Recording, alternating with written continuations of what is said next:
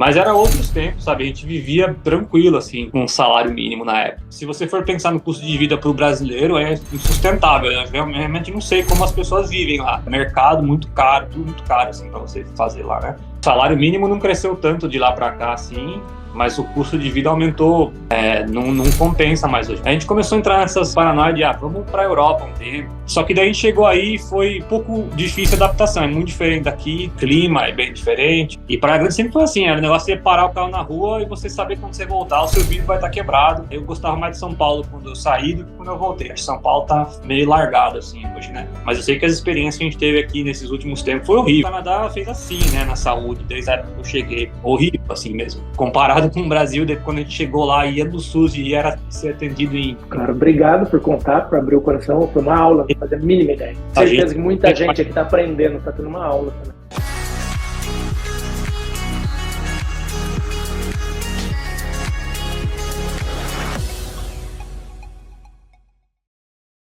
Depois de 10 anos, trocou o Canadá pelo Brasil, mas acabou voltando. O que faltou lá para que ficassem? Como que foi a experiência da volta? Sejam bem-vindos, amigos do Tio Canada, para mais um episódio do Vida de Imigrante. Hoje eu vou conversar com Alex Belato, que veio com a sua esposa Mabel para Victoria em 2013. Tiveram um filho no Canadá, o Theo, já são cidadãos, já moraram em Calgary e me parece que não gostaram, hein? O Alex trabalha ainda na parte de artes para videogame. Sua esposa trabalha na área de marketing administrativa. Eles têm uma história maravilhosa de imigração, moraram um tempão aqui, voltaram para o Brasil. Alguma coisa trouxe eles para cá de volta e a gente vai explorar nesse vídeo. Eu conheci o Alex pessoalmente quando ele apareceu na Home Depot, estava lá carregando umas madeirinhas, de repente ele apareceu, me chamou para a gente trocar ideia, foi bem bacana. E depois a gente estava indo para Silver Lake, uma praia aqui de Alberta, a gente se encontrou lá em Red Deer, se eu não me engano, no moinho do Dunnett. Bom, Alex, seja muito bem-vindo, meu amigo, se apresente para os amigos do Tio Canada, de onde você é, sua idade, seu background. Vamos começar esse papo aí, que essa história é alucinante e eu quero saber os detalhes. Você está bem, meu amigo? Olá, tudo bem? Tô ótimo, cara. Graças a Deus. Então, eu sou do interior de São Paulo, né? Perto da sua cidade lá você morava em Campinas, eu morava em Sorocaba. Me formei em Sorocaba, eu sou formado em sistemas de informação mas eu caí para essa área de videogame, né? Como eu estava conversando com você aí em off. Eu comecei a estudar a parte de modelagem e textura de videogames, né? Para quando eu estava no terceiro ano da faculdade e meio que me pegou assim. E eu acabei seguindo por esse caminho, né? E abandonei a parte de sistema de informação, que tem um pouco a ver, eu estudava um pouco de computação gráfica também, mas não era o foco, né? Mais foco em programação, banco de dados e gerir essas coisas assim. Mas eu acabei estudando muito mais, né? Fui para essa parte de autodidata, fiz um curso só em São Paulo de extensivo em parte de computação gráfica na época. Mas depois todo o resto da minha carreira foi meio que aprendendo por conta própria, assim, né? Eu nunca tinha trabalhado com computação gráfica, na verdade, até eu chegar aqui no Canadá. Em São Paulo, eu comecei a dar aula disso, né? Eu trabalhei numa escola em São Paulo, nessa mesma escola que eu estudei, no que chamava Cadritec. Eu fiquei dando aula lá por 7 anos, eu acho, até a época que eu imigrei para cá, né? Então esse foi meu começo de carreira. Era de Sorocaba, eu acabei a faculdade, me mudei para São Paulo e trabalhar nessa escola e tudo mais, e estava em São Paulo até eu vim pro Canadá. Entendi. Você chegou a morar antes do Canadá no litoral? Tua esposa é de lá, alguma coisa? Que eu lembro que você me comentou. Eu também. A gente, quando voltamos agora, aí, né, a gente estava no litoral, mas a gente nunca tinha morado, sempre... O litoral de São Paulo, ali onde a gente frequentava, é próximo de São Paulo, né, para você descer de carro sei lá, 1 hora você está lá embaixo e sem trânsito, né? Vai. Então, sempre estava no litoral, minhas férias sempre ia para Florianópolis. Praia é um lugar que eu sempre gostei de frequentar, né? E isso é uma das coisas que atraiu a gente vir para Victoria aqui, eram as praias. Bem diferente do Brasil, mas tem praia também. Você surfa? Não, nunca surfei, cara. Nem Já com essa arriscou? Não, pior que tem aqui em Tofino, né? Uma praia super famosa que tem aqui A gente sempre vai para lá nas férias, mas nunca me envolvi no surf, cara. Não tive. Quem sabe, né? Ainda um dia. Ah, Eu- legal. E você conheceu sua esposa em São Paulo ou em Sorocaba? A gente se conheceu nessa escola que eu dava aula. Ela vendia os cursos lá na época e eu era professor. E a gente se conheceu lá e daí nesse processo. Eu sempre tive vontade, eu já tinha morado fora quando eu era mais novo, em Portugal há um tempo, é, e daí voltei para o Brasil antes de estudar, antes de me formar, essas coisas todas assim, né? Porque Uhum, eu tenho 44 anos, né? Morei em Portugal quando eu tinha 20, então foi uhum. bastante. Eu falo, pessoal, eu morava em Portugal quando o euro não existia ainda. Era essa época que eu morava em Portugal. Caramba, É, ficou quanto tempo lá? eu fiquei quase um ano, acho que deu 9, 10 meses, assim, foi que eu fiz e voltei, né? Foi essa época de sair da casa da mãe para resolver a sua vida, assim, tentar ver como é que vai ser, né? A vida de adulto, assim. Ah, que E legal. isso O que meu meio irmão que. fez o mesmo. Meu irmão fez É, o mesmo. Ele saiu de casa para Portugal, ficou 6 meses lá, depois voltou com sério? saudade de casa, mas hoje meu irmão está Tá, aqui também, né? Eu acho que é. já começa a vida internacional experimentando, né? Já é Pois é. um bom E início.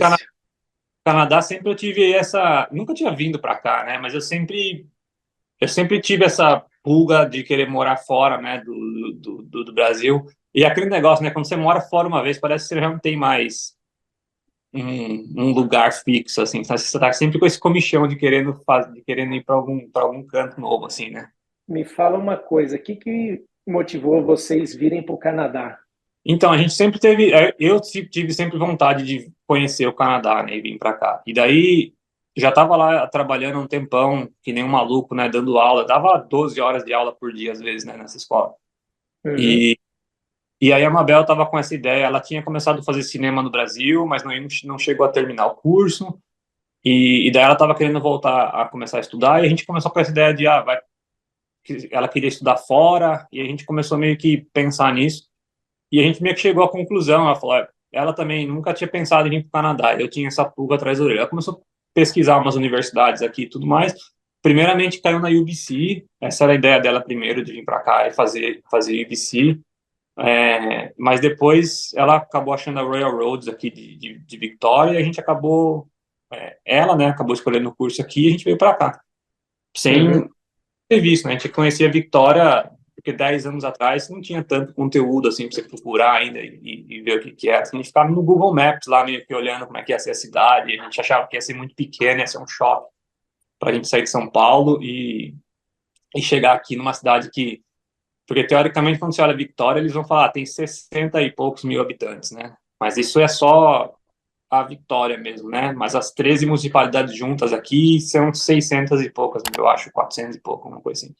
Então não é Uhum. tão pequeno assim, e acabou que a gente acabou se apaixonando, né? Por aqui, assim. É, a gente já acha Vancouver muito estresse pra gente já hoje em dia. Que curso que a Mabel fez? Ela fez business focado em environmental. Legal. E aí ela E começou a trabalhar com isso.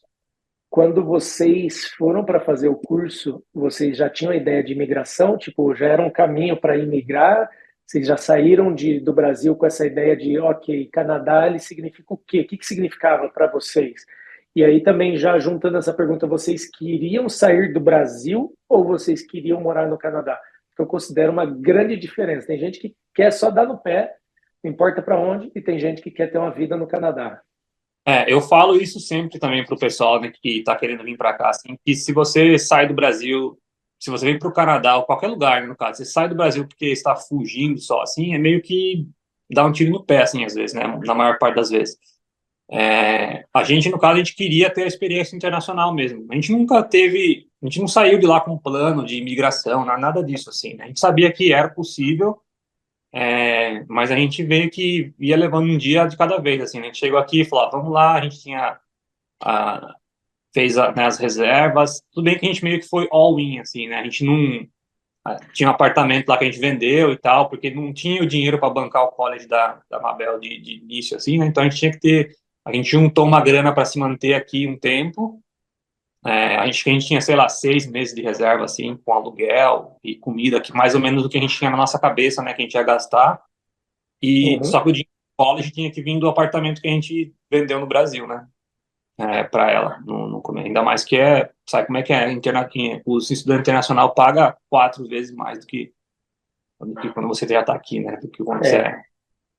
E vocês usaram a reserva ou conseguiram logo achar trabalho? O que vocês fizeram aí? Como é que foi para imigrar também? Então, eu vim com inglês, desculpa, zero, né, para cá, Ah, basicamente. Então, eu vim também com um curso de inglês, assim, de um mês, acho que foi um mês, mais ou menos, na UVic, que é uma outra universidade aqui, que não me serviu para nada, assim, né? Fiquei lá um mês intensivo e tudo mais, mas 90% da classe era japonês, e daí, sempre que a gente saía para alguma coisa, eles ficavam falando em japonês, ao invés de tentar falar inglês e aprender e tal, assim. Então, meio que acabou não servindo para muita coisa para mim, né? E eu aprendi o inglês mesmo logo depois que eu acabei esse curso, acho que eu fiquei mais uns 2 meses, assim, meio que estudando por conta própria e tal. Nesse mesmo tempo, eu ficava meio que trabalhando, tentando fazer um portfólio para começar a procurar emprego por aqui e tudo mais. E, e aí eu acabei, acho que uns 3 meses depois que a gente chegou, eu arrumei um emprego na loja, na Hudson Bay, né? Que é uhum. a parte de venda de sapato lá e tal, ficava naquela área deles ali. E foi ali que eu destravei meu inglês, sabe? Eu cheguei com a cara e com a coragem, assim, e o pouco que eu sabia, e daí ali foi evoluindo. Que ano que era? Isso era 2013, foi quando a gente veio para cá. A gente chegou aqui em agosto de 2013. Então Uhum. era. Você estava com qual idade? Eu tava 10 anos atrás, cheguei aqui acho que com 40, cheguei com 43. Não, Não, 30, 33.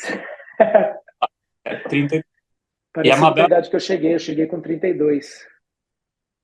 é 10 anos mais nova do que eu, né? Então também tem essa. Então ela veio com esse gás aí de estudar e tudo mais. E eu vim para trabalhar. E daí, como eu falei, arrumei emprego rápido, era salário mínimo, essas coisas todas, né, de começo de jornada e tudo mais.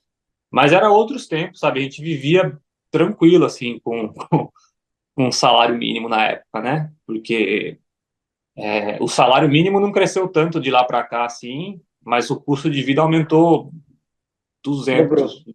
É. Então, não compensa mais hoje. Mas antes a gente, com o salário meu, no caso, né, que podia trabalhar 40 horas lá no DB, a Mabel também, enquanto ela estudava, ela fazia algumas horas na biblioteca da universidade e também tinha um emprego part-time lá no DB também, na parte de setor feminino. Então ela tirava lá umas 20 horas de salário, eu tirava minhas 30 e pouco, 40 horas de vez em quando lá, depende da semana. E a gente, meu, pagava aluguel, a gente saía para comer fora, né? A gente tava vivendo tranquilo, sabe, nessa época. E, Essa realidade eu ainda peguei em 2019. Mais ou menos esse perfil que você está falando, 2013, em Victória, foi o que eu vivi em 2019. 2019 já não estava mais assim em BC, pelo que o pessoal me relata, né? Já tinha crescido bastante. E aí eu peguei Calgary mais ou menos nesse perfil. A Bruna trabalhava, ganhava um pouquinho mais do que o mínimo, pagava tudo, sobrava, daí eu fazia mais as 20 horas, eu conseguia inteirar para pagar o college com essas 20 horas, cara. O dinheiro estava rendendo. E é o que você disse, né? Ele não reajustou, o salário mínimo não reajustou. Desde 2019 é o mesmo, é os mesmos US$ 15 por hora. Ou seja, o custo de vida aqui dobrou, eu acho que no Canadá dobrou ou mais, que dobrou nesses anos que você está falando, e o valor da hora, o salário mínimo não reajustou à altura, né, cara? Mas e que e mais que você fez de trabalho? Continuei, desculpa. não, aqui em BC, só para esclarecer, nessa época, acho que em BC aqui, acho que era 12 o salário mínimo, se eu não me engano, né? E hoje está, acho que 16 e alguma coisa. Uhum. Então, assim, né? É insignificante esse aumento baseado no que o custo de vida custa hoje aqui. Uhum. E daí de lá foi meio. Eu estava fazendo esse meu portfólio, né? Como eu falei, da parte de computação gráfica e tal. E eu estava trabalhando um dia, a Mabel me mandou uma vaga numa startup que estava começando, que eles estavam precisando de alguma pessoa que trabalhasse com 3D arts, né?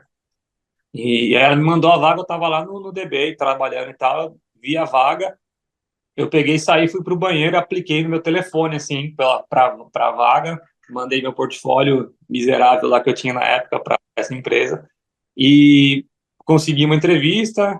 Já fazia mais ou menos um ano que eu estava no Hudson Bay já, né, nessa época. E daí consegui a entrevista e fui contratado para trabalhar nessa startup, assim, né? Fazia uns modelinhos lá de coisas de casa, assim, mesa, cadeira. Era um software que eles estavam desenvolvendo lá, meio que queria juntar com o real estate. E então meio que fazia uma planta 3D da sua casa e você conseguia fazer um staging assim, e depois esses móveis eram linkados com a loja para você poder comprar direto, uma parada assim que, pelo que eu vejo, nunca saiu do papel, assim, né? Tipo, tava acontecendo lá, eu saí da empresa e nunca mais vi nada do que aconteceu, assim. Então é vida de Uhum. startup, né? Uhum. Uma morre, né, no meio do caminho. E E vocês conseguiram imigrar, foi através dos estudos da Mabel ou teve uma mudança aí? foi porque, por causa de eu conseguir esse emprego que era dentro de um NOC, né, no meu caso, na minha área, um ano depois que a gente estava aqui, basicamente, eu comecei a já juntar esses pontos, né, para a imigração, né. Então, acabou tendo um shift, assim, né, para a gente. A ideia era imigrar pela Anabel, porque a gente já estava aqui, a gente gostava, a gente sabia que a gente queria pegar a, a residência permanente e tal, e no futuro pegar a cidadania, né, claro, a gente estava aqui, a gente sabia que a gente era aqui que a gente queria ficar. A gente já estava certo disso. E aí, quando chegou a hora, eu já tinha saído dessa outra empresa, porque eu também fiquei lá só por um ano. E daí, com essa experiência, eu consegui arrumar um emprego no estúdio de videogame depois, que é onde eu estava até pouco tempo atrás, né? Uhum. E a gente acabou imigrando por causa disso, porque eu juntei esses pontos todos, esses anos todos trabalhando na minha área. E quando a gente foi fazer a imigração, depois do tempo, quando deu o tempo, né? Quando a já tinha terminado e tudo mais, o curso. Aí ficou, quando a gente começou a entrar com os dados e tal, a gente viu que era mais fácil fazer pelo meu perfil, né? Dava mais pontos pra gente, né? A única coisa que eu tive que fazer CELPIP para tirar uma nota boa e tal, para conseguir subir a nota. Mas daí já estava tranquilo também, eu nem estudei para CELPIP, fui lá, fiz a prova, tirei uma nota bem mais do que eu imaginava que eu ia tirar até, na verdade, e mais do que precisava, e acabou. E a gente nunca pagou consultoria para nada também, né? Que foi engraçado. A gente sempre fez tudo por conta própria, desde o Brasil para cá, daqui depois da hora de fazer a residência permanente, a gente foi tudo por conta própria. E uma coisa que a gente não entendeu muito quando a gente estava fazendo, que a gente foi fazer o processo provincial daqui. Só que daí tinha dois processos provinciais diferentes. Era um que era linkado no Express Entry e um outro não. O outro é 100% BC aqui que você faz, né? E quando eu mandei a aplicação, a gente achava que ele ia conectar o nosso no Express Entry, mas a gente mandou a aplicação, acho que uns 2 dias depois eu recebi uma ligação de um oficial do governo lá, falou, você aplicou e tal, a gente está prestes a cobrar o seu cartão de crédito para dar andamento no processo de vocês. Só que ele falou, eu quero esclarecer com você que esse processo que está fazendo, por vocês fizeram, né, que era um bolo de documento que a gente mandou escrito, assim, era um papel nosso, né, não foi nem online. Era, era o paper-based, né, que eles falavam, né? Aplicação Ah, paper-based. é. E aí foi esse que a gente fez. E aí ele falou assim, olha, só que esse que você está fazendo vai ser exclusivo para VC e não conecta com o Express Entry, que seria mais rápido para vocês. Esse daqui funciona, só que o processo é um pouco mais lento. Ele falou, o que que você quer fazer? Você quer continuar ou você quer que eu devolva para você e você vai pelo outro caminho, né? Aí eu expliquei a situação pro cara no telefone, estava com ele no telefone mesmo, e falei, a gente tem casa aqui já, a gente já tinha comprado nosso apartamento aqui na época, a gente não tem ideia de ir embora e tal, né? A minha esposa trabalha, eu trabalho, e o que que você acha? Você acha que a gente tem chance de conseguir pelo provincial com vocês? Ele falou, se você tá, que tudo que você me falou é verdade, não tem por que vocês não conseguirem. Eu falei, então, deixa aí, toca o pau, né, cara, né? Daí ele fez lá a cobrança no cartão de crédito e o processo começou. E foi uma novela daí para isso aí, né, para nossa imigração para essa primeira parte, né, da residência permanente, porque tudo que eu fazia aqui no Canadá, desde o Brasil, assim, eu tinha um e-mail específico, que é meu e-mail que eu uso até hoje, quando eu fui sair do Brasil, um e-mail meu do Outlook, para tudo, qualquer coisa oficial que eu uso esse e-mail. E, e todas as comunicações que a gente fazia com o governo era através disso, qualquer coisa. Lógico que você tem que conectar, às vezes, no site, eles só mandam uma mensagem e você vê a mensagem no site deles, né, essas coisas assim. Mas eu sei que começou a demorar o processo, né, para acontecer, quando essa última etapa, né, do seu cartão. para você pegar a sua residência permanente. Eu sei que passava dias e dias, a gente reclamava e o negócio não aparecia no nosso e-mail e a pessoa que a gente reclamava falava, não, mas eu sei que você fez isso e a gente já mandou para você de novo o e-mail. Isso tudo eu falando por esse meu e-mail do Outlook. E a pessoa falou, não, a gente já mandou para você. Eu falei, tá, mas eu não estou recebendo.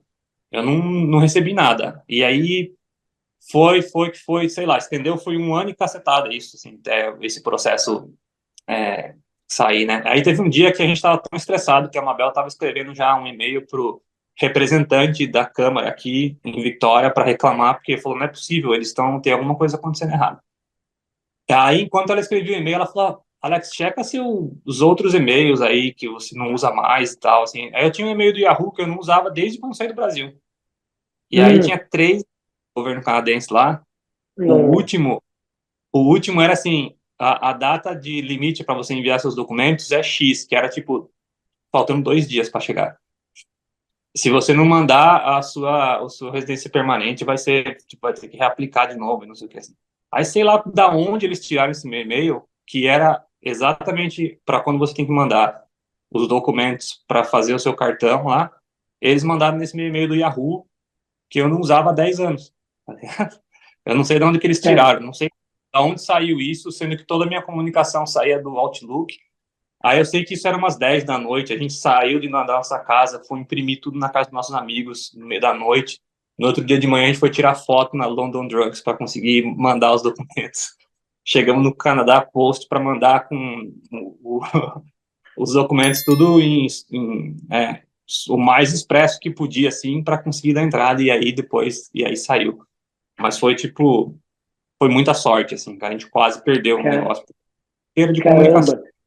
Erro de comunicação. Ó, já fica essa dica para vocês aí que estão assistindo. Verifica todos os e-mails. Todos. Viu? E quando que vocês imigraram, então, conseguiram a residência permanente, o PR? O PR acho que foi 5 anos depois, então acho que foi 2018 o PR que a gente pegou. Ah, levou Que 5 anos, não foi rápido, não. porque o curso da Mabel na época era 4 anos, né? Ah, Depois começou a sair esses college de 2 aí, que é o que a galera usa hoje, mais tranquilo. Mas na época a Mabel estudou 4 para pegar o bachelor dela. uhum. Então foi mais extenso, né? Daquela época era o único que tinha para ela fazer foi isso daí. É, Ah, que legal, cara. Que aventura, então, esse negócio da imigração vai deixando, porque o PGWP dela era de 3 anos depois dos 4 anos de curso, então ela exato. poderia ficar 7 no total? Isso. Porque dava direito a mais 3 depois, né? E aí eu também foi. Inclusive, o PGWP também foi uma palhaçada que aconteceu, porque logo que venceu nossos vistos e a gente aplicou de novo como família, né? A Mabel pelo PGWP e eu como o spouse, sendo a pessoa que estava aqui trabalhando tudo. E aí a primeira vez que a gente aplicou, logo que ela saiu do college, a gente aplicou pro PGWP, o dela, eles mandaram o visto dela e o meu negaram. É, Aí eu tive acontece. entrar com recurso e para de novo e aplicar de novo, gastar mais dinheiro, e daí eles me mandaram o meu visto. Cara, caramba. Viu? E no meio disso tudo aí, vocês tinham planejamento de ter filhos, né? Nasceu o Theo, que eu conheci aquele dia lá indo para Red Deer, nasceu pertinho do Joshua, né? Assim, no mesmo ano, uns meses antes. Como é que foi isso aí? É um assunto que você já iniciou comigo aqui no privado que a gente estava conversando. Queria entender um pouquinho mais dessa história. Foi, a gente é, começou a pensar em filhos, né? Depois que a gente estava já sabia que ia ficar aqui e tudo mais, a Mabel sempre teve vontade de ter, ela tinha vontade de ter muitos filhos, né? Mas depois que você tem o primeiro, você meio que muda um pouco, né? Mas a gente começou a tentar, eu não lembro mais quando, as datas exatas, assim, que tá tudo um blur na minha cabeça, né? Mas a gente tentou por um tempo, acho que, sei lá, a gente ficou um ano tentando e nada acontecia, né? Daí a gente falou, pô, alguma coisa tem errado, vamos dar uma investigada e tal. Aí sempre, primeiro fizeram investigação em mim e na Mabel ao mesmo tempo e tudo mais, né? E descobriram que eu tenho um problema chamado zoospermia, meu corpo não produz espermatozoide. Então, eu fui descobrir isso quando a gente foi tentar ter filho, né? Até então eu não sabia que isso. E é uma coisa irreversível, não é nada. Não tem nenhum. não tem cura, tem vários estudos, mas as pessoas não sabem o que acontece, entendeu? Eles checam várias coisas em você, seu genoma, seu gene, ver se você tem alguma transformação, algum defeito de fabricação, as coisas, nada. É um negócio meio que inexplicável e é bem esquisito mesmo de você saber. Tem várias pesquisas sendo feitas sobre isso, mas não tem nada conclusivo até hoje, sabe? Tipo, ninguém sabe o que acontece ou por que acontece, não é um negócio que é uma obstrução ou defeito, não é nada disso. É só, tipo, o seu corpo não produz. Todos os meus hormônios são em level normal, né, o nível normal de qualquer outra pessoa, mas o corpo não produz e ninguém sabe por que isso acontece. Enfim, daí a gente descobriu isso e, e daí a Mabel também tinha alguns probleminhas lá, mas nada tão grave assim que não pudesse engravidar, era só um pouco mais difícil, mas nunca um problema que não pudesse. E daí a gente teve que a gente foi para a rota da inseminação artificial, né? No caso, com doador de esperma, né? E daí foi isso que a gente Uhum. fez. A gente entrou É uma coisa super complicada, como eu estava falando com você, né, antes, quando você entra nesse mundo, você vê que é tanta gente passando pelo mesmo problema, mas que não é tão divulgado assim, né? A gente tem vários amigos próximos que tiveram esse problema, não só da parte do homem, mas também da parte da mulher, porque às vezes não é igual eu Uhum. que tem zero mesmo, não produz nada. Tem gente que é tipo muito Uhum. baixo ou a qualidade não é tão boa, sempre tem alguma coisa acontecendo hoje com muita gente e isso não é muito falado, né? E a gente só vê isso quando você chega aqui, porque aqui em Vitória só tinha uma clínica de fertilidade e para você conseguir ser referenciado a eles lá assim, leva um tempão, sabe? Por isso que o Uhum. processo todo, e desde que a gente descobriu que não tinha até a concepção do Theo, foram, sei lá, 3 anos, eu acho, mais ou menos. Caramba. Só fazendo um parêntese, você falou, é um assunto pouco falado, né? Assim, pelo menos, sei lá, às vezes é numa outra bolha, né? A gente não tá. Mas só na nossa turma, dos nossos amigos aqui, eu fui até anotando os nomes aqui, eu não vou falar, é claro, mas são Claro. 5 casais que estavam tendo problema para engravidar aqui no Canadá. A gente sabe que vir para o Canadá e ter filho é o planejamento de muita gente, né? Tipo assim, eu e a Bruna, uma das razões da gente querer vir para o Canadá era ter filhos. Pois é. E aqui cinco casais, desses cinco, três fizeram, todos fizeram, se eu não me engano. Ou acho que um não, não sei. Eu acho que os 5 fizeram. Eu sei que dois conseguiram, três ainda estão na luta. Pois é. E isso Não, é o que três conseguiram, dois não. É isso. E foram e é, anos. pois é. A mesma coisa com a gente, como eu falei, quando você está lá dentro, você vê quanta gente está passando por lá, né? Que você não conhece, e Uhum. também aconteceu com a gente também, que mais 3 casal de amigos nossos próximos, né? Que a gente não tem uma rede gigante aqui de amigos próximos da gente, só que a gente sabe 3 que eu conheço, sabe? E isso é bem impressionante, assim. E daí, quando você está dentro da clínica, que você vê a quantidade de gente passando por lá, assim, todos os dias que você está lá, é absurdo, assim, né? Então, eu Uhum. acho que É um processo. É legal falar sobre isso e é um processo muito caro. Vocês chegaram a pensar em fazer no Brasil? Como é que foi essa decisão? é caro, como eu falei, é difícil de você chegar lá, né? Aqui é tudo por referral, né? Sabe? Você tem que passar primeiro no seu médico de família, aí você faz os exames, aí você vai para um especialista, igual eu fui para um urologista, eles foram investigar tudo antes. A Mabel também foi investigar um monte de coisa. Daí, quando eles vêem que não tem jeito mesmo, eles falam: vou fazer um referral para você para a clínica de fertilidade. A partir do momento que o urologista fez isso para mim, foi acho que 8 meses até a gente ter o primeiro appointment na clínica de fertilidade. Aí Caraca. depois, uma vez que tá lá, aí beleza, né? É bem acompanhado e tudo mais. E realmente é caro, porque você tem. Os medicamentos são muito caros, né, para você tomar, porque a mulher tem que tomar muitos medicamentos de hormônios diferentes. Quando você vai fazer a inseminação, o que acontece com a mulher é que ela tem que gerar vários óvulos para eles conseguirem colher.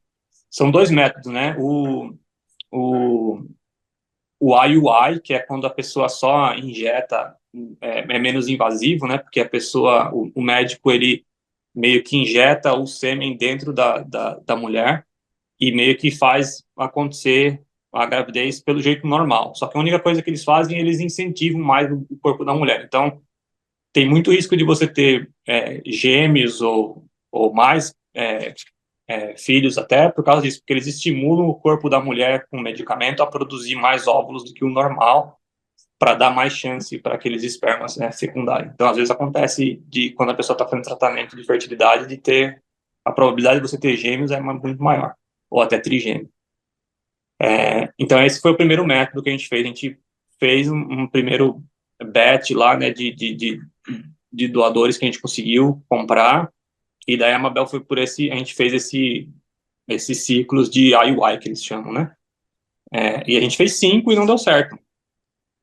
Foram 5 tentativas e nada. Aí quando acabou isso, a gente resolveu daí mudar para o IVF, que é quando você tem a fertilização in vitro mesmo, né? E daí o que eles fazem? Eles fazem de novo um monte de medicamento, a mulher produz lá vários óvulos, eles retiram esses óvulos do corpo, que é um processo super dolorido e difícil de fazer para a mulher. E aí eles pegam e fecundam esses óvulos todos com esperma no dishzinho lá, né? E daí eles acompanham por algumas semanas para ver como é que está sendo a evolução de cada embrião. E daí só os mais saudáveis, eles que ficam viáveis para você colocar. Então, no nosso caso, acho que foi 18 que foi tirado da Mabel e só 3 que vingaram mesmo. Que eram viáveis a ser implantado nela, né? Para daí ver se ele gruda no ovário, no útero, para ver se desenvolve como uma criança depois. Entendeu? É um processo super delicado e é meio que uma loteria, como você falou, né? Um monte de gente não consegue e tal, e aí é caro porque tem o IVF é o mais caro de todos, né? Você tem que tirar o óvulo e colocar de volta, que envolve um monte de envolve anestesista, envolve médico, envolve um monte de gente, o processo mais... Tem essa parte que você tem que ficar olhando para os embriões lá o tempo inteiro, né, tudo mais, para ver se eles estão vindo, né? Enfim, a gente conseguiu 3, daí implantou 1 e não deu certo, e daí eu acho que daí a gente tinha mais 1 para implantar, mais 2 no caso, né? Só que a gente não tinha mais dinheiro, a gente tinha a última gota de dinheiro que a gente tinha para fazer era mais 1 só. E daí implantou, e daí veio o Theo. Caraca, arrepiei, velho, com essa história toda. Que louco, cara. Obrigado por contar, por abrir o coração. Foi uma aula, não fazia a mínima ideia. Eu tenho certeza que muita gente aqui está aprendendo, está tendo uma aula também. A gente tenta ser o mais aberto possível, porque a gente tenta incentivar as pessoas a realmente falarem disso, porque é um problema. E agora parece que o Canadá está também reconhecendo um pouco, porque... Se eu não me engano, foi só aqui em BC, eu acho, agora. Eu não sei se é um projeto, eu li esses dias, não sei se é federal ou é provincial, mas o governo vai começar a pagar o primeiro ciclo de IVF agora, para quem tem problemas com fertilidade, o governo vai dar o primeiro ciclo. Mesmo assim, é um puta passo já, né, para adiantado, mas... Isso é só o processo, né? A parte do medicamento ainda é a pessoa que tem que pagar. E é um negócio que não é coberto por seguro e custa muito caro. É mais ou menos a metade do valor que você paga para fazer uma inseminação artificial, metade é medicamento e a outra metade é o que o governo vai cobrir agora, né? Que é o processo em si. Caraca, que loucura, velho. Olha... É emocionante a história. De quando começou para quando nasceu o Theo, foram quantos anos de luta aí? Então, desde que a gente começou a investigar até a gravidez, foram uns 3 anos, mas eu acho que só dessas tentativas foi 1 ano e pouco, assim, desses 5 foram que tentou e não conseguiu, porque daí depende da ovulação de novo, né, você tem que ficar esperando o ciclo certo, daí tinha meses que não dava para implantar, outras vezes tinha, porque você tem que ficar meio que... Eu tinha que ir lá constantemente fazer exames, né, e checar para ver qual era o melhor data para você conseguir ter mais chance do resultado positivo. E mesmo assim é uma chance muito baixa, que é uma coisa que às vezes as clínicas não deixam tão claro para você assim, mas a chance é muito difícil. E as pessoas quando vão fazer isso tem que ter isso na cabeça, né? Tem que ser realista. Você não pode deixar, é muito difícil, né? Mas você não pode deixar a sua esperança ser muito alta, porque as chances são muito baixas mesmo. Cara, que baita história. Baita história. Olha, fiquei aqui imaginando, né? cada um tem uma luta nesse Canadá, né? Quando a gente vem para cá, não é se a gente vai ter algum desafio, né? Quais a gente vai enfrentar. Ex- Problema, não adianta. Vem para o Canadá, você não vai deixar de ter problema, vai ter outros problemas. Vai ter Exatamente. problema, vai ter problema em dólar e em inglês. Viu? Mas, cara, então essa foi, eu acho que a maior. Isso daí é mais importante para você do que o PR, do que a cidadania. Eu acho que ter o seu filho aí nos seus braços foi a maior vitória nesse plano Canadá. Com certeza, cara, nem fale. Eu falo para todo mundo, hoje se eu pudesse não fazer mais nada hoje e só ficar com ele o tempo inteiro agora até ele crescer, era o que eu mais queria fazer, é só passar tempo com ele o tempo mais que eu posso, sabe? E é o que eu tô tentando fazer hoje, né? Ter o mais tempo livre possível para ficar com ele e passar ensinamentos e ver ele crescer mesmo, sabe? Que é uma coisa que, sei lá, nossa geração não teve muito isso, né? Tipo, nossos pais sempre trabalhando com uns malucos e você não teve tanto. Pelo menos eu não tive, né, essa presença tão forte assim do meu pai perto de mim sempre, né? E eu quero passar pro meu filho, que é uma coisa que eu não tive tanto, sabe? Hoje eu estava vendo um negócio que eu achei interessante, um videozinho, um recorte, né, de um podcast, né? Ah, essa é essa geração não quer trabalhar igual a gente, né? Igual essa nova geração Z, né? Diferente dos, acho que a gente é millennial, alguma coisa assim. Eles não querem, mas daí falam, não, mas qual que é o exemplo? As pessoas trabalhavam 12, 16 horas por dia, muitas estragaram o casamento, muitas tomam antidepressivo, daí ela fala pálpebra tremendo, tal. Claro que eles não vão querer, não vão querer trabalhar que nem a gente. A nossa geração se destruiu trabalhando. Agora eles estão olhando para isso, é natural que essa próxima geração queira diminuir e tal, não sei o que, até você falou isso.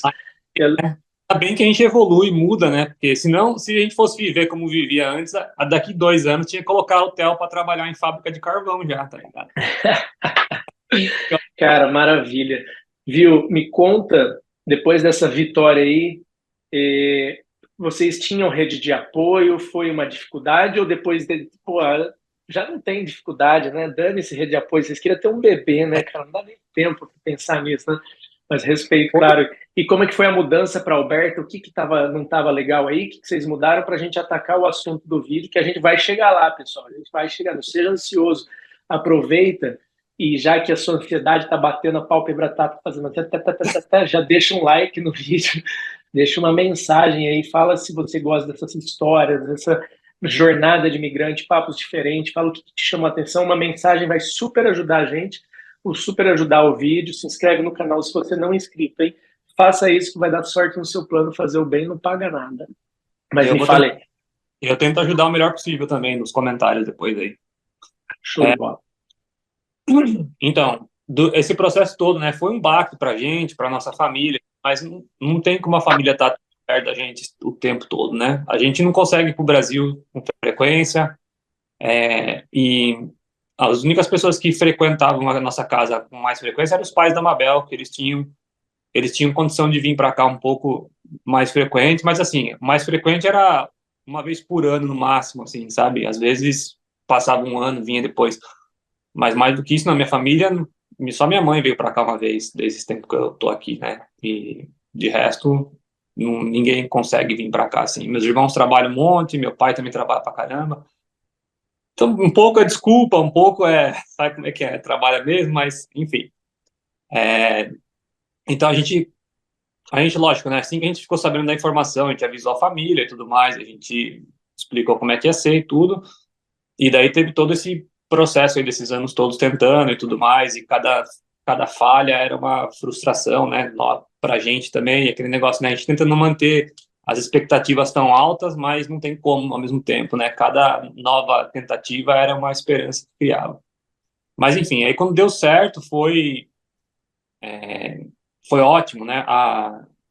Mas a rede de apoio não podia estar aqui, porque o Theo nasceu durante a pandemia, né? Daí foi no começo da pandemia. Então, logo que a Mabel engravidou, já começou a ter já estava, na verdade, quando ela estava grávida com essa história de a pandemia estava começando, e já começaram a fechar os aeroportos e tal, então não teve como vir ninguém para cá para ajudar a gente nesse período da gravidez. A gente tinha nossos amigos próximos, só que mesmo assim a gente começou a limitar, porque No começo eu não sabia direito o que acontecia, não podia ver ninguém, podia sair de casa e tudo mais.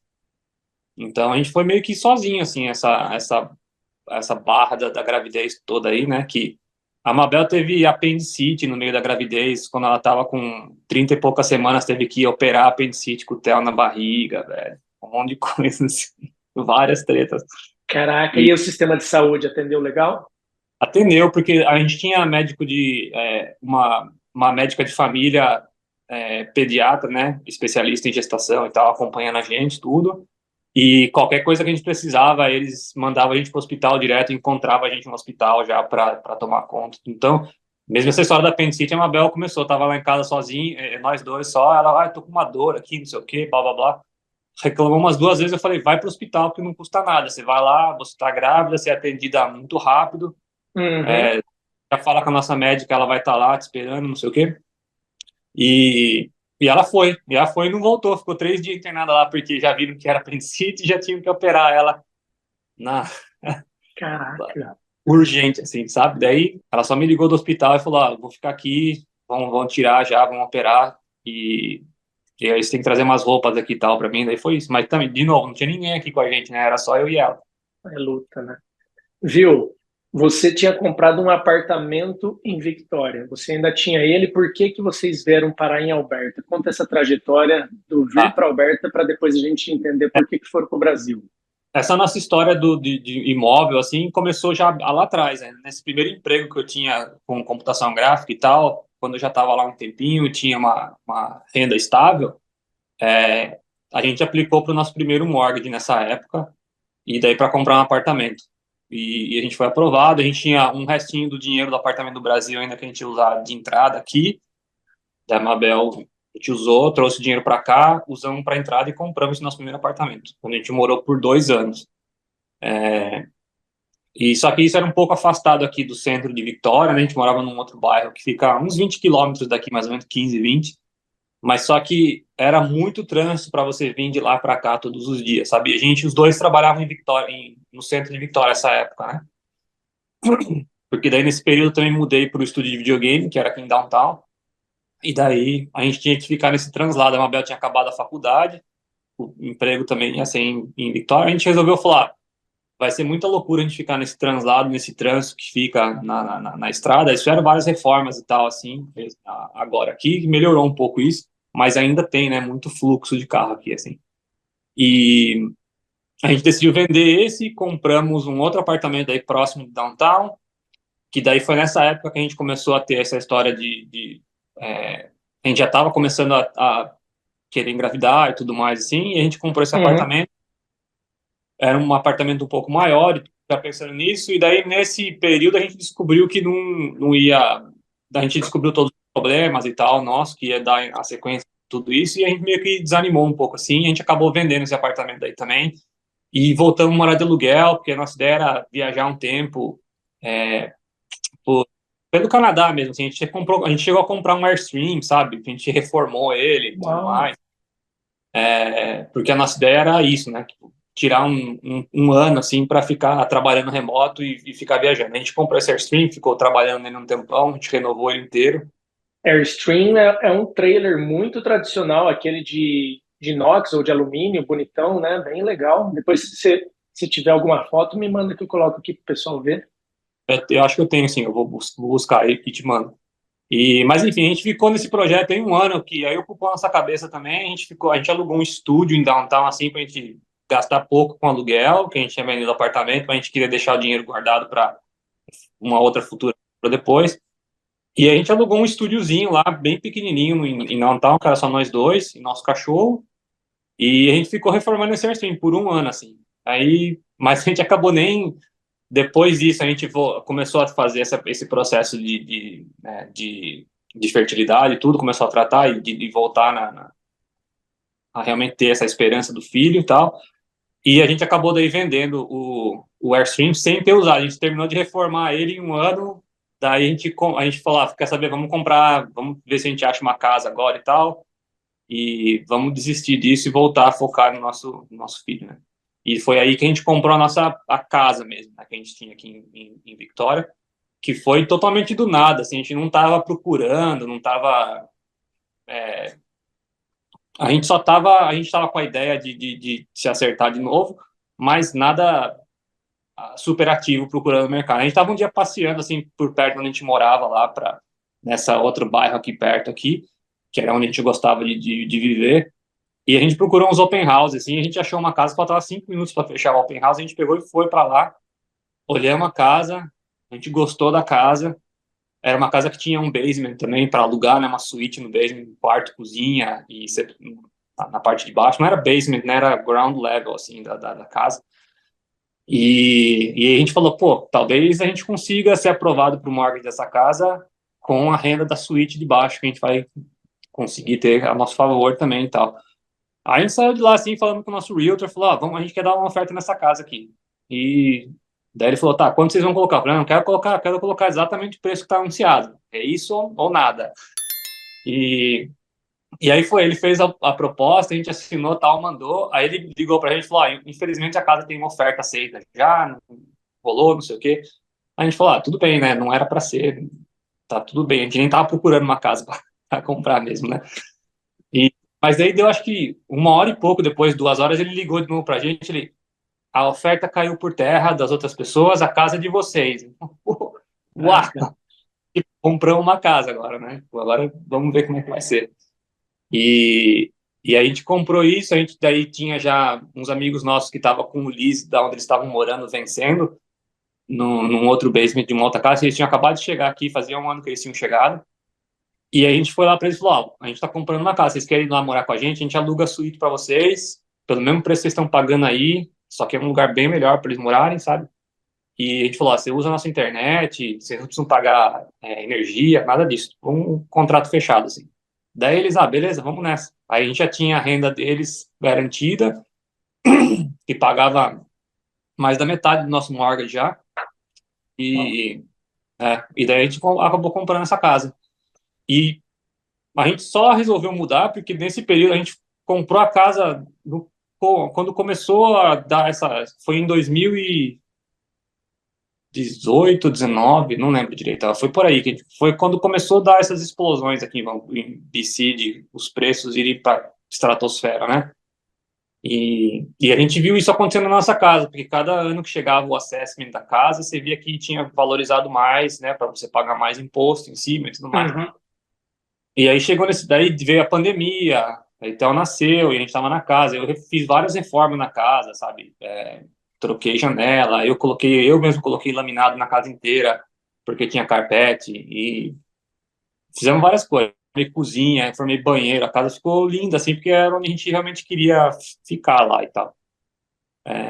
Só que daí veio essa coisa da pandemia e tudo, a gente começou a...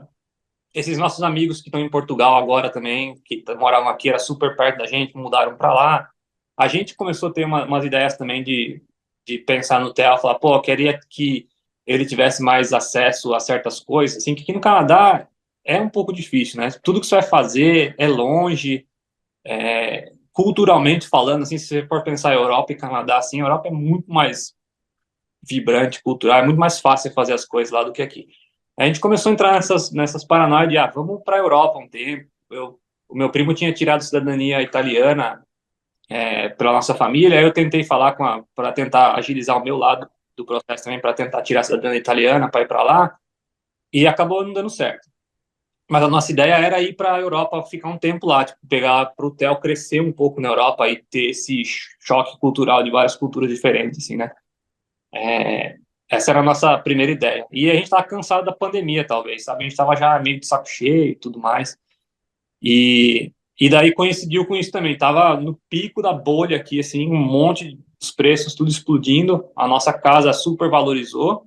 E daí a gente entrou nessa. A ideia era, se a gente fosse para a Europa, ter deixar alguma coisa aqui para a gente, né? Porque a gente já estava nesse processo de se tornar canadenses também. Os preços estavam tão malucos que a gente conseguia vender nossa casa, quitar o financiamento e ainda comprar uma casa em Alberta e não ter mortgage na casa de Alberta.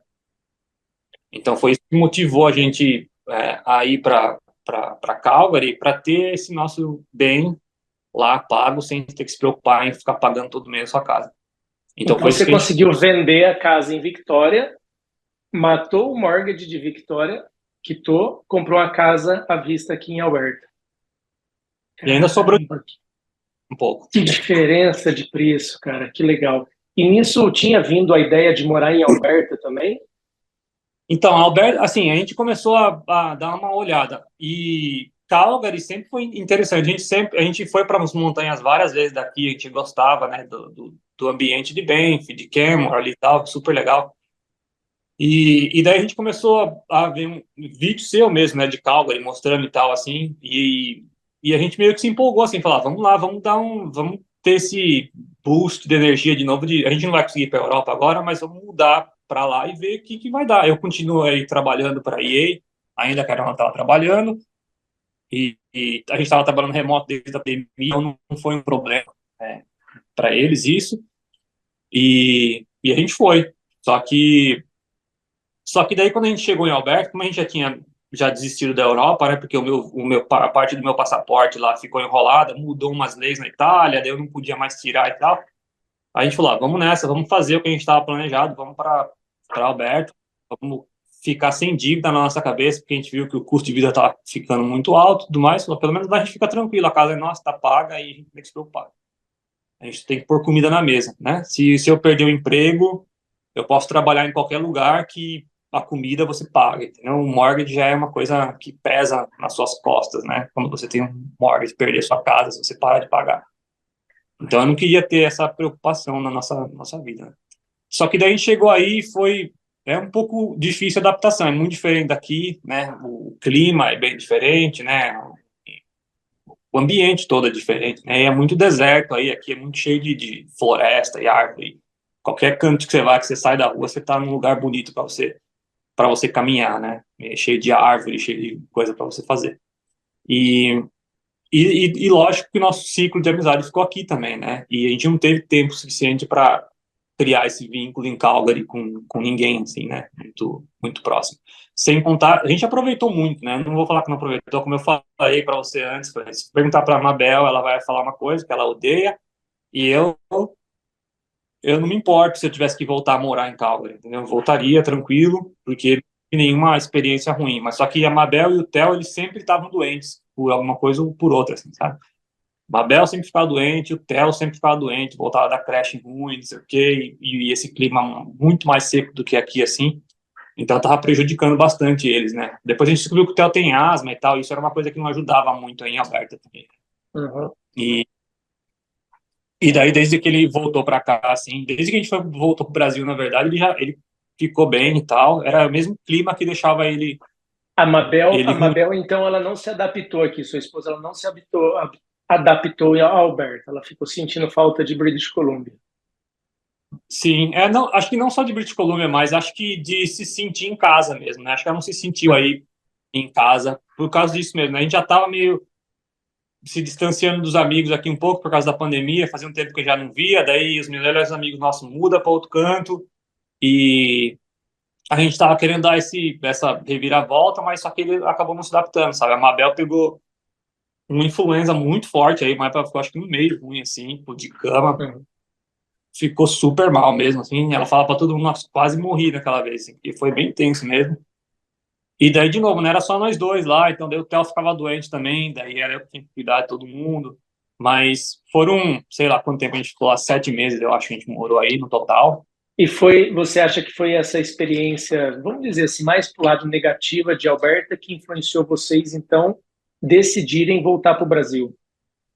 Acho que deve ter pesado um pouco isso, com certeza, né? Porque foi, como tudo que a gente faz aqui, né? Como eu falei, a gente comprou uma casa sem estar procurando por casa para comprar, a gente muda, a gente é muito, vai, go with the flow. A gente vai, Uhum. a gente sempre foi assim. É, Então, eu acho que, lógico que pesou, né? Mas também foi assim, foi um negócio que os pais da Mabel estavam visitando a gente no verão aí em Calgary, e aí eles estavam prestes a ir embora, a gente falou, por que que a gente não... A gente tinha essa ideia a gente sempre falou, né, A ideia principal era ir para a Europa, né? Não deu para fazer isso agora. Por que que a gente não vai para o Brasil, então? Né? Eu falei, eu já estava um pouco de saco cheio no trabalho e tal, de fazer a mesma coisa por 7 anos lá, e não estava evoluindo mais nada, assim. Eu falei, eu posso eles não, é lógico, né? Ganhavam super bem, tudo, mas e eu não ia poder trabalhar do Brasil para eles, porque a EA só permite você trabalhar remoto em algum lugar que eles tenham um estúdio para eles poderem te pagar, né? Por motivos fiscais, eu acho. Eu não sei direito. Mas enfim, a Alberta eu podia porque eles têm a Bioware em Edmonton, então eu meio que era funcionário da Bioware nessa época que eu tava por aí. Mas aí, se eu fosse pro Brasil, eu sabia que eu ia ter que largar meu emprego, né? E a Mabel tava com esse trabalho remoto. A gente falou, vamos, a gente deixa a casa alugada aqui, é uma renda nossa que a gente vai ter convertendo lá pro Brasil depois. É um bom dinheiro já pra gente ter. E, e aí, e a Mabel tava trabalhando por um contrato, né? Ela tinha um contrato de 1 ano de trabalho com uma empresa aqui de Vancouver, e ela falou, você tem seu salário em dólar canadense também, a gente consegue ir para lá, eu consigo não trabalhar agora por esse tempo, e a gente fica lá. E daí, quando chegar no Brasil, eu começo a refazer meu portfólio para achar um emprego, não um emprego em si, mas eu podia fazer freelance, eu podia fazer contratos de 2, 3 meses para alguma coisa, e você recebe essa grana em dólar, aí você consegue, né, stretch esse dinheiro no Brasil por um tempo, sabe? Então, a minha ideia era isso, era eu trabalhar por uns meses para um projeto e ficar um tempo tranquilo, depois trabalhar mais um tempo.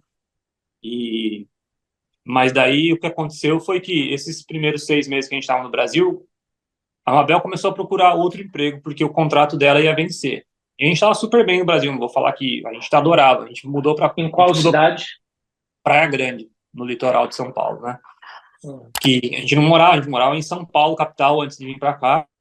E a gente decidiu ir para Praia Grande, no caso, que a gente tinha ideia, porque lá foi o seguinte: a gente comprou um apartamento na Praia Grande que era metade nosso, metade dos pais da Mabel. A gente fez um acordo com eles, que a gente falou assim: a gente mora lá por um tempo, até a gente se acertar, porque a ideia depois era a gente voltar a morar na cidade, lá em Sorocaba até, se a gente fosse ficar no Brasil. E esse apartamento da Praia Grande a gente ia fazer de Airbnb, tá? E ter um lugar para a gente ir na praia quando precisasse, assim, entendeu? Então, esse era o nosso plano original. Então, os pais dela falaram, a gente tem um dinheiro aqui parado, vamos colocar lá também com vocês. E daí a gente faz isso virar na parte do Airbnb. A gente vai alugar em temporada lá, porque lá é sempre movimentado o ano inteiro, né? E, e daí foi esse o nosso plano. Então, a gente comprou isso, reformou esse apartamento lá que a gente achou, e a gente morou lá por esse tempo. Só que daí chegou essa história tinha esse contrato da Mabel que tinha uma possibilidade de se tornar um emprego fixo, mas você sempre fica com a pulga atrás da orelha, fala, e se não acontece, né? Então ela começou a procurar outras oportunidades. Eu também estava procurando freelance, mas nada acontecia, nem para trabalhar para o Brasil, assim, as vagas que você aplicava não rolava, para ela a mesma coisa, e foi ficando complicado para a gente, né? A gente começou a chegar perto da época da data de vencimento do contrato dela, e a gente falou, pô, o que a gente faz agora? A gente fica aqui, daqui a pouco sem emprego e começa a sangrar nossas economias, que a gente, né, pouca economia que a gente tem, ou o que a gente faz, né? E a Mabel, aplicando para vaga ainda, ela aplicou para uma vaga aqui de Vitória, que era remota, na verdade. E aí o que ela fez foi, ela entrou em contato com a diretora da Câmara de Comércio aqui de Vitória, que ela conhecia, e pediu para ela, falou, eu tô aplicando para essa vaga aqui, você não pode só falar bem de mim lá, me indica e tal, né, fala com a pessoa. E ela falou, claro, sem problema eu falo. E só que ao mesmo tempo ela falou, eu tenho uma vaga também aqui na Câmara de Comércio, que vai abrir agora. Se você quiser, se aplica já, a gente nem coloca a vaga no mercado. Aí a Mabel falou, tá bom, eu aplico. E aí aplicou. Aí a outra, a original que ela tinha aplicado, não deu em nada, mas ela foi contratada para trabalhar na Câmara do Comércio. Só que o que acontece na Câmara do Comércio, você tem que estar aqui para trabalhar, você não pode trabalhar do Brasil, entendeu? E aí, mesmo Uhum. assim, a gente sentou e daí conversou e viu como o que ia fazer, né? O salário da Mabel era bem melhor na Câmara do Comércio do que onde ela estava também antes. E a gente ficou nessa sinuca de bico, assim, né? Saber se aceita o trabalho e tem que voltar para Vitória ou não aceita e fica aqui no Brasil e fica sem saber o que vai acontecer, né? Daqui a pouco tá os dois desempregados e com um Uhum. filho para Ou criar, entendeu? seja, o Brasil ele é uma boa opção, principalmente para quem tem uma renda em dólar. Ou para quem ganha muito bem, né, também no Brasil, porque, assim, a nossa despesa no Brasil a gente tinha a casa própria de novo, né, não tinha problema. A gente não tinha esse problema de pagar o aluguel, pelo menos. E a despesa mais alta que a gente tinha era a creche do Theo daí, que tinha que pagar, particular no Brasil, coisa que a gente quase não paga, a creche, né? Então, isso a gente... Mas o nosso custo de vida em geral, assim, era baixo. A gente não vive nada de luxo, entendeu? Uhum. Então, eu vejo às vezes gente largando o Brasil que ganha 20, 30 mil para vir para cá. Eu falo, o que você está fazendo, né? Pô, é complicado, porque se você tem esse nível no Brasil, assim, é lógico que tudo depende da vida. Se a pessoa, às vezes 30 mil por pessoa é pouco para ela no Brasil, entendeu? Para mim, Uhum. seria suficiente ter 4 meses no Brasil, entendeu? Imagina 30 mil em Praia Grande ali, ó, só andando na orla. Eu tava fazendo, sabe, tava fazendo todo dia, ia pra praia tomar água de coco. Puta delícia, era uma vida boa pra É. caramba. Eu queria que você explanasse um pouquinho mais o que que você encontrou no Brasil depois desse tempo de Canadá, quais as diferenças, assim, um cara, pô, viveu vários anos, você volta para o Brasil, o que que aqueceu o seu coração lá e se Eu não fiquei, fosse, sei lá, o que... É. a gente ficou surpreso primeiro com a segurança que a gente encontrou em Praia Grande, sabe? Que era uma coisa Uhum. que, na nossa época, quando a gente estava no Brasil, ainda há 10 anos atrás, Praia Grande era considerado um lixo ir pra lá, sabe? Era sinônimo de você ir pra lá para ser assaltado, assim. E tive experiências assim lá, porque minha família sempre foi para lá nas férias, né? A gente ia para uma praia próxima lá, que chamava Mongaguá, que é do lado de Praia Grande. E Praia Grande sempre foi assim, era o negócio de parar o carro na rua e você saber quando você voltar, o seu vidro vai estar quebrado porque levaram coisa do seu carro, sabe? E quando a gente voltou para lá agora, era uma outra vida, sabe? Parece que alguns prefeitos que passaram por lá mais recente, assim, mudaram muito. Então a orla estava super linda e era sempre muito bem patrulhada e não tinha mais essa galera de assalto e tal, assim, então mudou muito, sabe, tipo, ficou, tanto que os imóveis lá, assim, estão nos preços na estratosfera, assim, hoje em dia, sabe, pro litoral de São Paulo, assim, e é Uhum. uma coisa que meio que o Guarujá foi para esse canto agora, que era uma praia super famosa lá no coisa, e a Praia Grande meio que tomou esse lugar de ser um... Então eu andava com o celular na rua lá, igual anda aqui no Canadá, sabe, falando, olhando coisa assim, e ia pra praia, deixava o celular no carrinho da pessoa que vendia água de coco lá enquanto entrava na água, tipo, sem se preocupar, assim, sabe? Tava bem. São Paulo já não tava. Eu gostava mais de São Paulo quando eu saí do que quando eu voltei. Acho que São Paulo tá meio largado, assim, hoje, né? E você já não se sente seguro como a gente se sentia lá no litoral, por exemplo. Assim. Uhum. E a comida, o custo de vida, o que que você achou? Custo de vida baseado. Se você for pensar no custo de vida para o brasileiro, é insustentável. Eu realmente não sei como as pessoas vivem lá, sabe? Que tá muito diferente, né, do que quando a gente saiu, assim, mercado muito caro, tudo muito caro, assim, para você fazer lá, né. Agora, saúde, eu também não tinha que reclamar, a gente fez cartão do SUS lá na Praia Grande, tudo que eu precisei, o Theo precisou, o Mabel, tudo a gente fez lá pelo SUS, muito melhor do que aqui no Canadá tá hoje, mas mais 100%, sabe. A gente teve só... Caraca. O Canadá fez assim, né, na saúde, desde a época que eu cheguei, porque não era desse jeito, mas eu não sei se eles não conseguiram manter de acordo com o número de pessoas que estão aqui agora e tal. Mas eu sei que as experiências que a gente teve aqui nesses últimos tempos foi horrível. Em Calgary, eu tive várias experiências horríveis quando tive que ir pro hospital. Eu, Mabel, sabe? Horrível, assim mesmo. Comparado com o Brasil, quando a gente chegou lá, ia no SUS e era ser atendido em meia hora, 40 minutos, sabe? Tipo, parecia outro. A gente realmente fala, não sei o que o pessoal reclama daqui de vez em quando. Cara, você falando, a gente vê que existe, assim, é muito relativo, né? Qual Brasil que você sai, para qual Canadá que você vem. Se você falar, por exemplo, do sistema de saúde, eu tive experiência no SUS também, sempre muito bem atendido em Campinas, muito bem atendido. Eu tive coisas que do hospital particular não resolveu, eu precisei ir para o SUS e deu tudo certo. E aqui em Alberta também fomos super bem atendidos, tudo que a gente precisou, emergência e tal. Só que a gente sabe, e dependendo de onde você está no Brasil, o SUS não vai atender, dependendo da Alberta, dependendo do médico de família, depende das circunstâncias, né? Não é exatamente a mesma história para cada um, mas a gente pega as histórias e entende mais ou menos e faz e bola o que a gente consegue imaginar o que a gente vai enfrentar aí, cara. E ter os pais, aí, os seus sogros por perto do seu neto, como é que foi isso? Isso foi bom, mas assim, a gente não foi morar do lado da casa de ninguém. Então a gente estava lá na Ah, praia. é verdade. Eles estavam em Sorocaba, em São Paulo. Minha família em Sorocaba e a família da Mabel em São Paulo. Então, de vez em quando eles estavam por lá, visitando a gente, e a maioria das vezes a gente subia a serra, e ou eu estava em Sorocaba, ou eu estava em São Paulo. A gente tentava meio que Uhum. ir um pouco assim, as famílias, cada dia a gente estava num lugar. Mas, ao mesmo tempo, a gente queria curtir o Brasil, sabe? E, que é uma coisa que também não deu muito tempo a gente fazer. A gente conseguiu fazer uma viagem lá para Ouro Preto, só a gente mesmo. É, mas o resto a gente ficava nessa de ir ver a família, porque fazia tanto tempo que a gente não ia para lá, aí que sempre tinha que ir na casa de um de outro para conseguir fazer essa social com a família, né? Então, se falar Caramba. que aproveitou muito o Brasil, a gente aproveitou lá a praia que a gente estava morando, porque daí todo dia a gente podia ir para lá, pegava o hotel na creche, levava comida e já dava janta para ele na areia da praia, sabe, enquanto ele corria para lá e para cá. Então Aham. esse era gostoso. O flow da sua vida acontece muita coisa, né, cara? É isso que eu tô vendo. Cara, é muita coisa.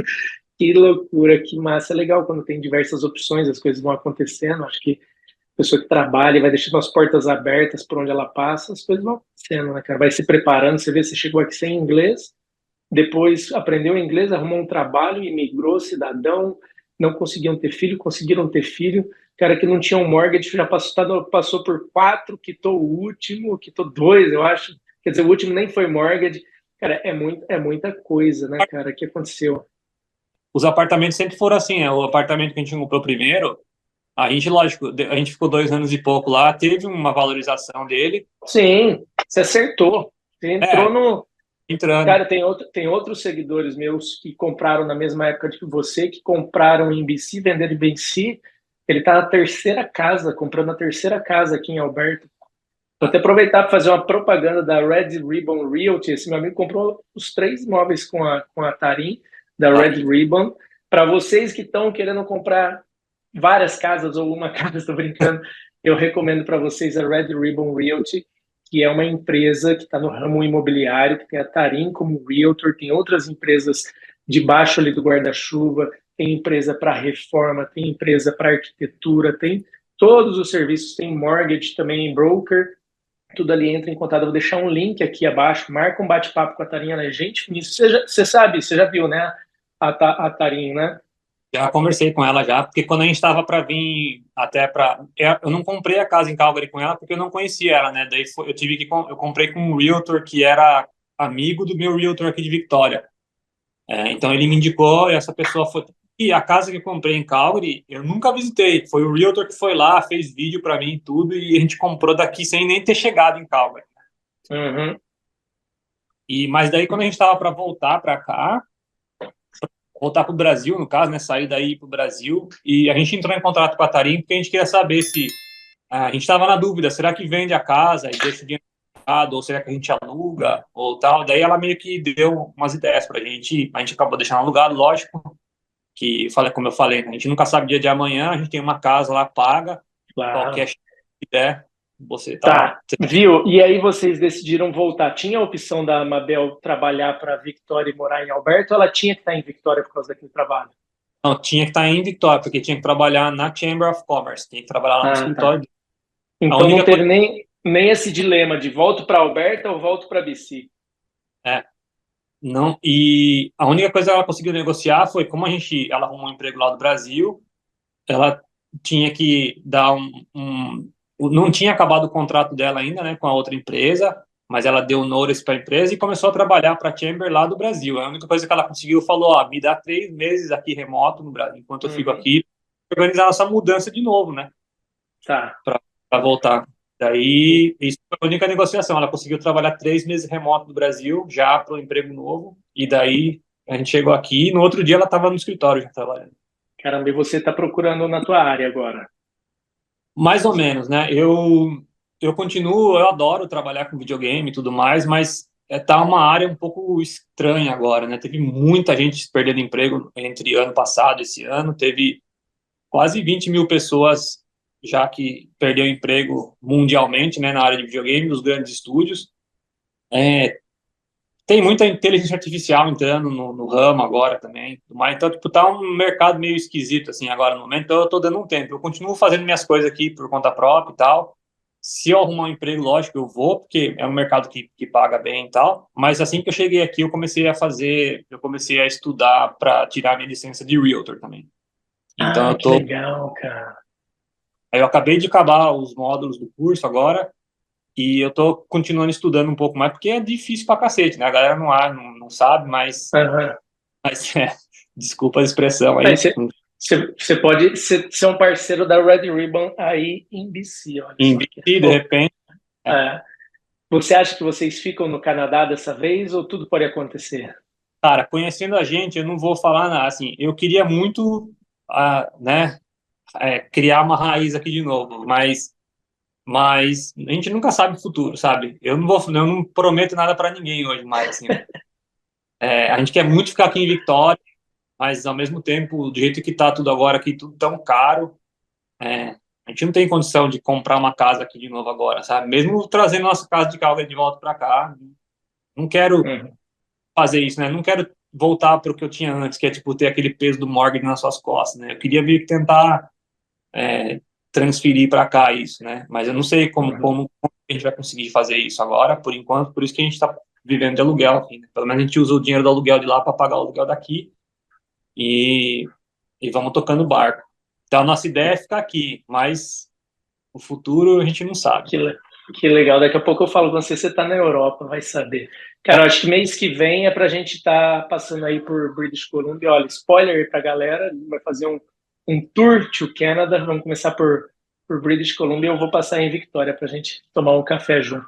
Cara, maravilhosa a sua história. Queria agradecer por você ter contado. Cara, que jornada. É maravilhoso poder aprender. A gente aprende nesse, né, escutando, né? Escutando mais do que falando, a gente aprende. Espero que vocês aí tenham gostado. Gente, deixa uma mensagem no vídeo. Deixa uma mensagem para o Alex aqui, pô, que ele abriu o coração, o negócio da disseminação foi incrível. Se inscreva no canal, dá um like. Alex, se você quiser dar uma última mensagem, uma mensagem de incentivo para quem está pensando em vir para o Canadá, o que, que você acha, ou quem está querendo percorrer os sonhos aí, manda ver para a gente Eu acho, encerrar. claro, eu acho que se a pessoa tem realmente é, a clareza de que está vindo para cá para atrás de uma vida melhor e não fugindo de nada, como a gente começou a falar lá no começo do vídeo, né? Não sai do Brasil porque, por X, Y, Z, a política tá um lixo, ou sei lá o que é segurança, ou não sei o que. Não saia fugindo de nada, saia porque você quer melhorar alguma coisa, porque daí tem tudo para dar certo, entendeu? Mesmo que você tenha deixando um certo patamar no Brasil, né, financeiro, para você vai ter que regredir aqui, não tem jeito, né? Mas o país te dá as oportunidades. Não é a melhor época do mundo, acho que em nenhum lugar do mundo, né? Não é, tá todo lugar bem crise, tá tudo muito caro em qualquer outro lugar. Eu falo que a galera que muda para cá hoje, comparado com quando eu vim, é muito mais guerreiro, sabe? Porque tem muito mais backup para, sabe? Vem com a cabeça no lugar que dá certo, sabe? Não fuja de nada porque você vai acabar quebrando a cara.